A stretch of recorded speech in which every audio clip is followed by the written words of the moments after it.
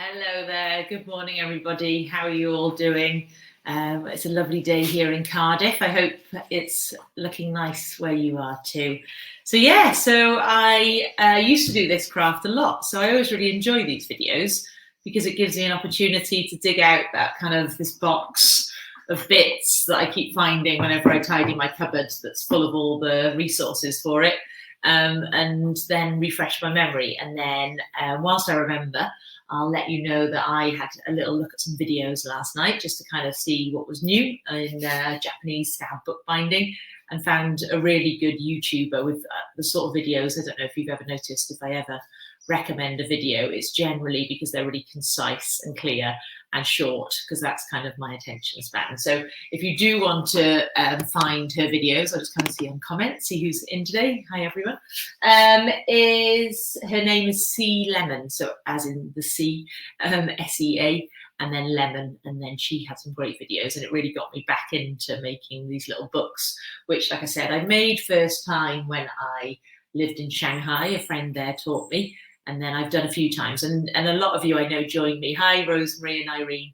I know a lot of you join me and you host kind of groups yourself. So this definitely is a really good one for that. I've done this before, and it's a really good use of scrap materials.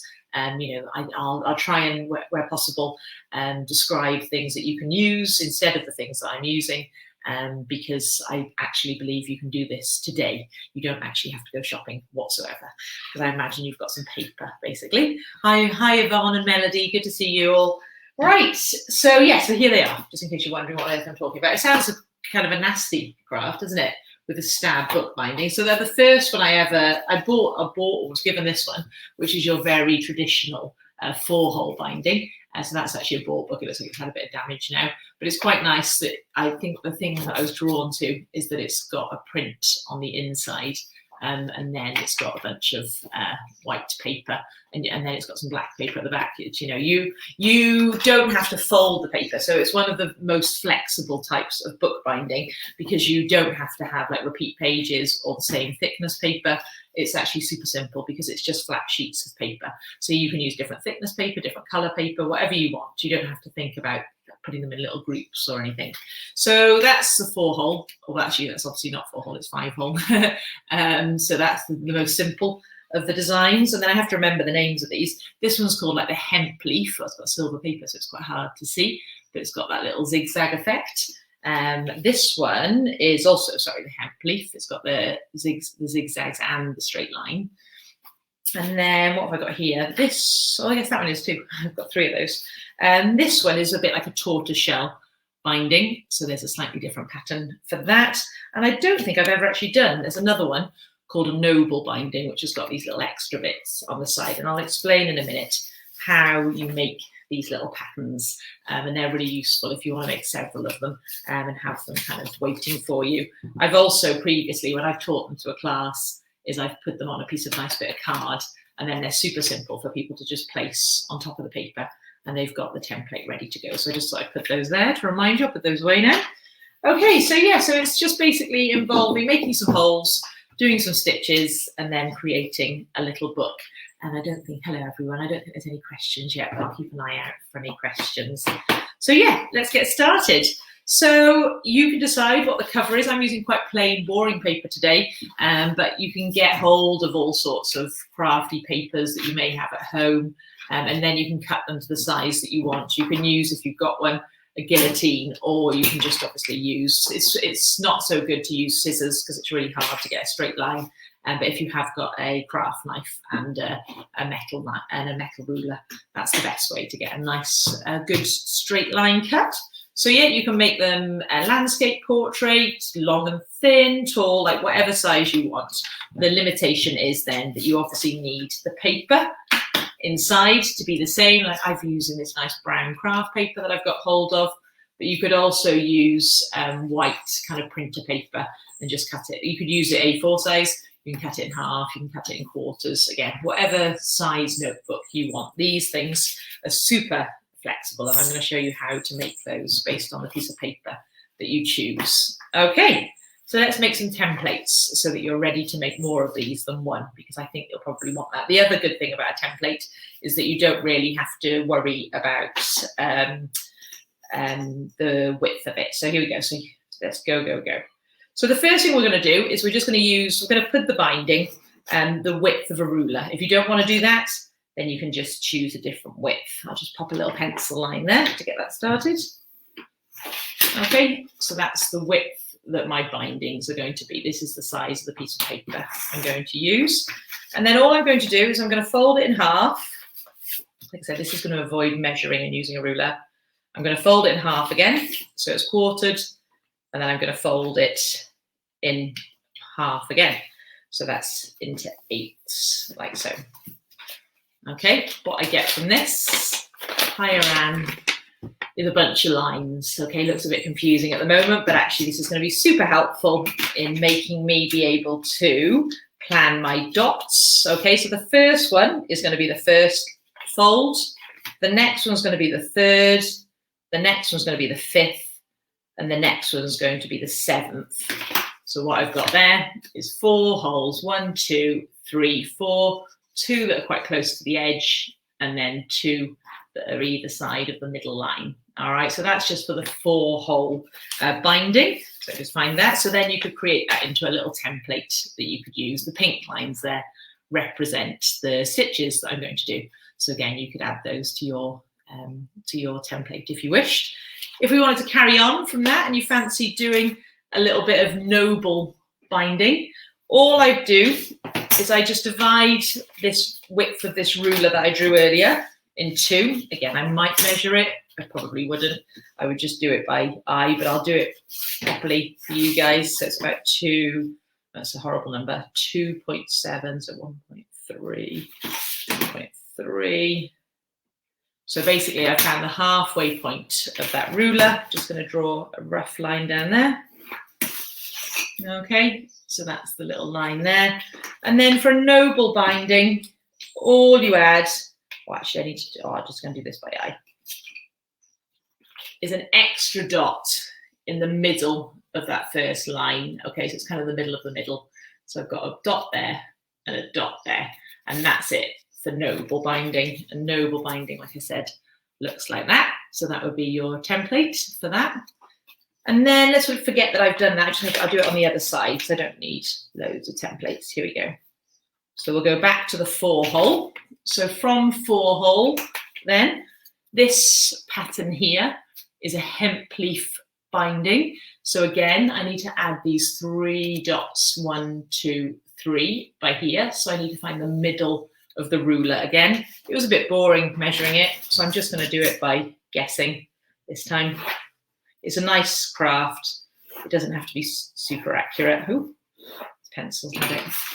So I found again the middle of the ruler mark, and this time I'm going to put a dot on the 2nd fold, the 4th fold, and the 6th fold. Let me just show you what that looks like. 2, 4, and 6. So I've got now a zigzag going along, and then when I do the stitching, it'll end up looking beautiful like that. Okay, so that's the hemp leaf one. And the final one, can I use this template? No, again, I'll quickly do another one on the other side. So 2 seconds. So I've got the width of the ruler. Pencils acting up. So I hope you're all well. I hope you've maybe ventured out if it's safe to do so. 1, 2. Oh, I'm wrong measurements. So was it 1, 3, 5, and 7? So that's the standard dots. I'm just using this side here now, and then I'm just going to put 2 dots either side of each of those dots, and that's obviously the most fancy. So that would be, if you're going to make these, don't jump in and do that one straight away. Have a little go at this one last. Okay, it's not difficult, to be honest, but it's a little bit more to think about. So I'm again just going to do it by sight. I am going to use one straight line to help me make sure that the dots are all on the same place. So I'm just going to put 1 to the right and the left of the first hole, the right and the left of the second hole, the right and the left of the third and the fourth, and then that would be, that would be the holes that I'd need for the tortoise shell binding. So like I said, these are really useful to make before you get started, because you can have a quick look at them, check they're right, and then you can make sure that you're putting the holes in the correct place. So I'll start up with the first one, which is just a simple 4-hole binding, which ends up looking like this. All right, so once you've, and I think, yeah, that's it for Yvonne there. So that's what we're making first. Okay, so then you generally, for a book, want something a little bit more hard wearing on the outside, but it's totally up to you what you put on the outside. You can also use wrapping paper or wallpaper or something pretty as well, if it's just something that's going to be used in the house. And also, like I said earlier, you can use something, you know, try and be recycled where possible.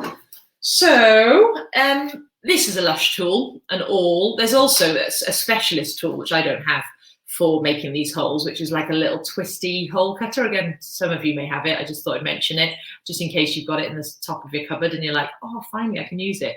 Yeah, it looks like a lovely little like gold tool that you spin and it just makes holes. But failing that, an awl is good. But what I find super easy is a good old hammer and nail to make these holes. So that makes life a bit easier. You don't want your pages to move around. So just, I haven't got many pages today because I'm just going to obviously make a quick, simple one that I can, you know, use for the odd notes. But you could make it as thick as you want. It doesn't really matter. And then I would suggest putting a clip of some description on it so that it's nice and secure, so that obviously it doesn't move when you've got the template on it. And then let me find that template for that first one. Here we go, a 4-hole binding, the classic. I'm just going to pop it on top of the edge so that it doesn't have to be a full-size template. I've just used one piece of paper to make all my templates to save a little bit of paper. So I'm just going to pop that there. And then I'm just going to go straight in with a hammer. So I'm just going to, where those 4 black holes are, I'm just going to take my nail, excuse the noise, and I'm just going to hammer all the way through the layers. Obviously, if you're going to do a huge book, you may need to do it in a few different stages, do a few layers at a time. So this hopefully is a nice easy way that you could do with anyone. And again, for those people who run groups, everyone should be able to bring a hammer and a nail with them. So that's quite easy to organise. And finally, number 4. Okay, just check they've all gone through. Yeah, so 4 holes at the front, 4 holes at the back. Nice and easy, no fancy tools needed. Now, this card is fairly thin, what I've chosen here, but if it's any thicker, you might find that when you open your book, that it doesn't open so nicely. So I often score along this line. Now I've got these nice little scoring tools, but again, a run-out biro is a perfect use for it. The side of a kind of bread knife. There's lots of things that you could use at home, but you don't have to, again, go out and buy one of these fancy little scoring tools. So I'm just going to run that along that line of holes, and that will just help. When I finish the book, it'll mean that that front page and the back page open nicely. So I'm just doing it on the front and the reverse, so it's nice and easy. There you go. All right, so I've just got a slight dent then along there, ready a score line, so that it opens a bit easier later. So then we just need to select, let's go to where the camera is, there you go, a thread. All of these here have been done with embroidery threads. Oh, this one's a little bit different. This is a bit of a more rugged kind of waxy type of thread. Again, I've done it lots of times with different like craft groups, and we just use whatever's available. It really doesn't matter. But today I've treated myself. This is something that's quite nice to use. I've got this kind of waxed, I use it for leather crafts mainly, this waxed thread. But again, it's totally not essential. I just like the colour, so I brought some of that home. If you wanted to wax your threads, which is what the traditional books would have, you can just get some beeswax, and you can often buy that in kind of health food stores and things, and then you can just run it along an embroidery thread until it's waxy. It is quite a good thing to do. It makes it glide nice. It's quite good for a lot of different materials where it's quite hard to push the needle through. I'm just using a darning needle. Darning needles are my favourite because they're nice and long and thin, and they make it nice and easy to sew. All right, so you're all up to date. For this binding, you'll need about 4 times the length of the spine. So just going, your thread needs to be kind of 1, 2, 3, 4 times the length of that. If you move on and you do something fancy like that, I find that you need about 7 times the length of the spine. So just consider that when you're cutting your thread. Okay, you can start, I've seen a few different videos. You can start on the outside and leave a little knot on the outside. Or if you like to be neat, you can leave the knot on the inside. It's actually not knotted at the moment. It's just a single thread on a needle. We're going to knot it at the end when they meet each other again. So I'm just entering the book on somewhere in the middle, and I'm just going to pop the needle through. What I find, I haven't really figured out the logic of this, but it doesn't seem to work so well if you start on the edges. So start on one of the middle holes, either the second or the third. I'll try and figure out why it doesn't work so well. And when I say work so well, is what we don't want to do really is overlap any of the seams. We want to just have single thread everywhere. Sorry, I don't know. I can't figure out the logic, but if you could just trust me, that would be great. So enter via either of the middle holes, pull it and leave a couple of inch tail at the end, enough that you're going to be able to knot it later. Okay, so you're able to find it as well. Don't leave it facing outwards, face it in towards the book, because that's where we're going to need to track it down later. Okay, if you worry that you're going to lose it, you could maybe put a bit of washi tape or something gentle like that on top so that it doesn't fall out, but I'm feeling okay that I'm not going to lose that, so I'm just going to leave it loose for now. Okay, let's get stitching. So the stitching process is that you're going to wrap it round and then actually going to come back through the same hole and go all the way down through the book like that. Okay, so about there. Ooh, make sure I don't pull that tail. I think I didn't pull it. Ooh, there you go. Then going across to the middle hole there. Okay. Then going back through. So you're just building like little grids. So going over like that, coming over to the end. I'm going to do this side first, I've decided. Over to the end, over the top, and through. All right, so you can still go. That shouldn't be there. That should be over the top. Over the top. So keep doing it. So like that. Then I'm going to do the side piece. So I'm just going around the side, back through the hole. All right, it's great. I've got this space here. Oh, I've made my own mistake. I'll explain after why I did this. I've already doubled up. It's because I should have done the shorter side to me first rather than the longer side. So when I was started by here, I should have gone that way first. I'm looking at everything in reverse. I should have done this little bit first and then gone back and done this one. So I've already broken the rule of the Japanese stamp bookbinding by overlapping a thread. And I can't pull that out now either. Sorry. And then over, it obviously won't make a huge difference, but it's not the classic traditional technique. And then back through.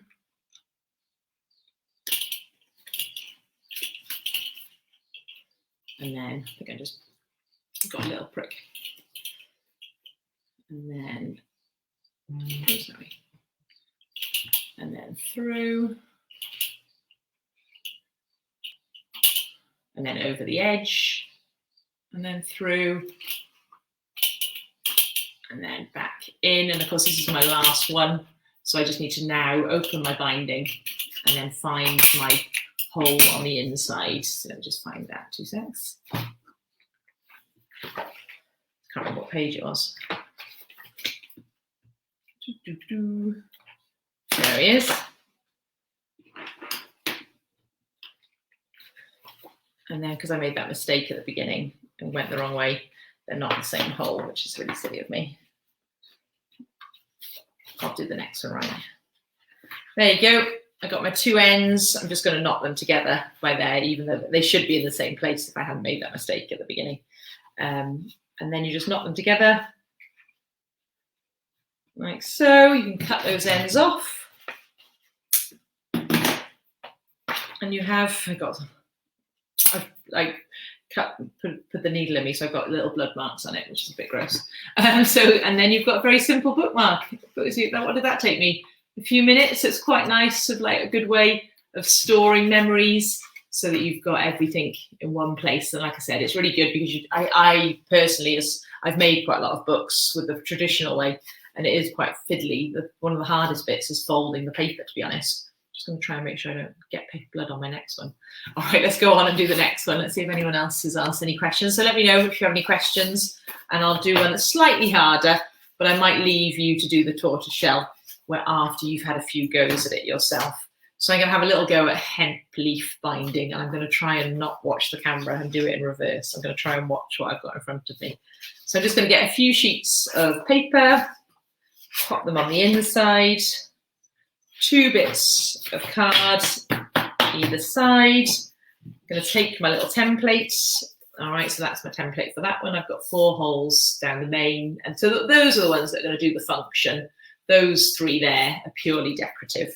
So I'm just going to place that on top of my work. I'm going to grab a little peg so it doesn't move, and then off I go. I'm going to start hammering away.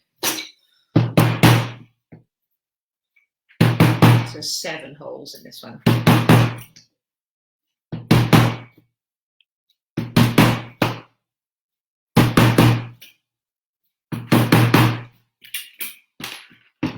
Oops, move that along. All right, so I've got my 7 holes in the binding there.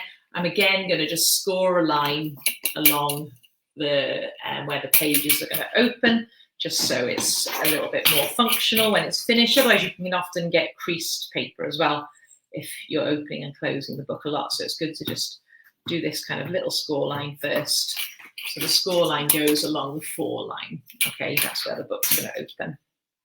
On the front and the back, 2, 3, 4, 5. I'm sure you can even use a ruler to do that if you don't have one of those fancy tools. Okay, and then so obviously I need a little bit more thread for this because there's a little bit more going on. So I'll do it about 5 or 6 times. Hi, Andrea. I'm going to do 5 or 6 times the length of the book. So that's 1, 2, 3, 4, 5, and maybe 6 for luck. Cool. I'm going to find that needle. Don't really need to lick it actually because it's waxed. It's just a habit.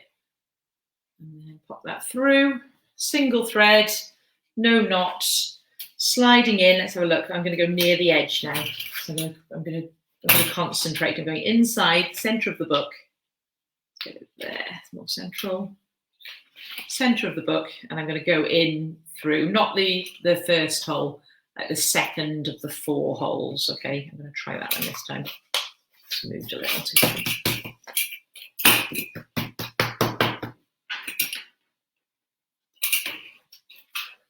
And where's it gone? There.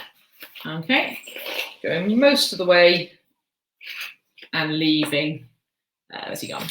A short tail inside. And then let's keep that in front of me, which is quite useful to remember the process.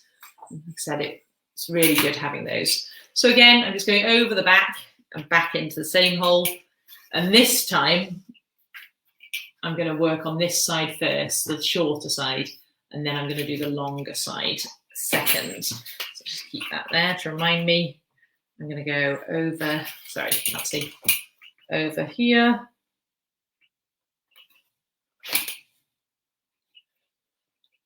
Over here, so I'm going to do the same. I'm going to do the 4 hole binding first, and then I'm going to add the decoration, the zigzag afterwards. Around the side. The side one is quite important. That enables you to make sure that it's, I can't get my words today, I haven't had my coffee. Make sure it's nice and strong to the side, so don't be tempted to miss that one out. I'm going to go back down through there. Just constantly think, how can I fill these gaps? Down there. I'm coming back up through there, a bit closer so you can see, back up through there, in through that diagonal, And then I've got a space at the back, which is perfect. So now I didn't double up, yay. All right, so just focusing on the shorter side first. So that's the first one done. I'm going to repeat all that now. So I'm going to do the 4 here. Going to get those done, the main structure of them done first, and then I'll do the zigzags back to the hole. So I always try and think about how do I make sure that I end up where I started.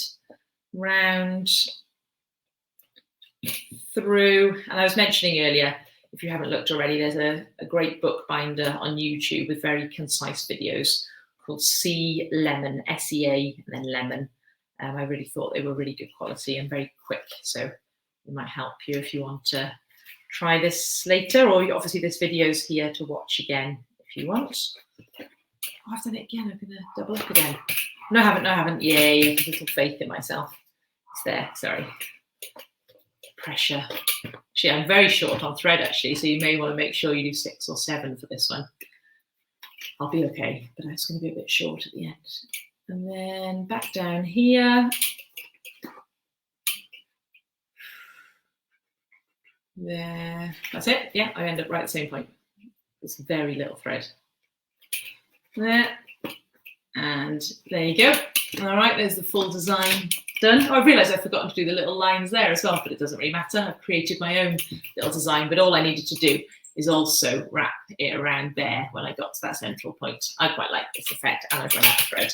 So I'm just going to do it like this, and then I'm going to do this off camera because it's going to take me a second. I'm going to put a shorter needle on. I'm going to thread that through there so that I reach my center page again, which is somewhere in here, there. All right, so that thread, I'm going to go through to that hole until I meet that thread. I'm going to knot it, I'm going to cut it, and then I'm going to have myself a new little notebook to add all sorts of little things. I'm going to have them all over the house soon. So let's have a little look. Oh, great. Trisha's already done this. So she said that she had made one to keep her artwork in. And that's the sort of thing, like I said, the flexibility as far as you being able to put any thickness of paper inside is really good. So you're really able to kind of get creative. You don't have to be limited like you can be in other book bindings by the thickness of the paper. You can just put thick and thin and different texture stuff and different color paper inside and really have like a unique book. And then, like I said, they do make really nice little gifts as well. So you can go and see what papers you have at home and get creative on making lots of different bindings for them. Yeah, so it's, like I said, as always, thanks for, I like these videos. They give me an opportunity to try things that I tried years ago and then think how I can use them again. So it's been nice to prepare for this video, and I'll probably now keep this stuff out and make some more and start thinking about some gifts that I can make and get some funky papers out. And then whilst I've got you all listening, oh yes, great, yes, virtually, yes. So hopefully Trisha will give that another go. So let me tell you quickly as well that let me just double check the date. I wrote some notes here. So on Sunday, so what day is it now? Friday. Yeah, on Sunday in 2 days' time at 4:40 p.m. The very famous Ross Kemp will be on Virtual Village Hall, so exactly as you logged in today, and doing a cheers for volunteers. He's going to be hosting a short quiz and then saying thank you to everyone, because I believe it's National Thank You Day or a week. So obviously it'd be great if you could all get involved. It's great that you show up to these, and it'd be nice if you could do that on Sunday as well. And it looks like it's very technical. There's all these little things popping up at the bottom. They have learned a lot, this Royal Voluntary Service and Virtual Village Hall. I'm very proud of them. It's been fun to be part of the journey. So as always, add anything that you'd like me to demonstrate again. And you never know, I might have a random box at the bottom of my cupboard that I can get out and show you how it's done. Fab, thanks Rosemary. Yeah, give it a go and let me know how you get on. Like I said, super simple with things that you have at home. So fingers crossed, by the end of the day, you should have a few little books done. And as always, post any pictures. We love to see what you make. All right, I better go. There's a plumber's coming to my house, so I better tidy up. It's like having a visitor. It's an essential thing he's coming for. But yeah, I'm a bit embarrassed that my house is a bit messy, so I'm going to go and tidy up. All right, have a good day and speak to you again soon. Bye.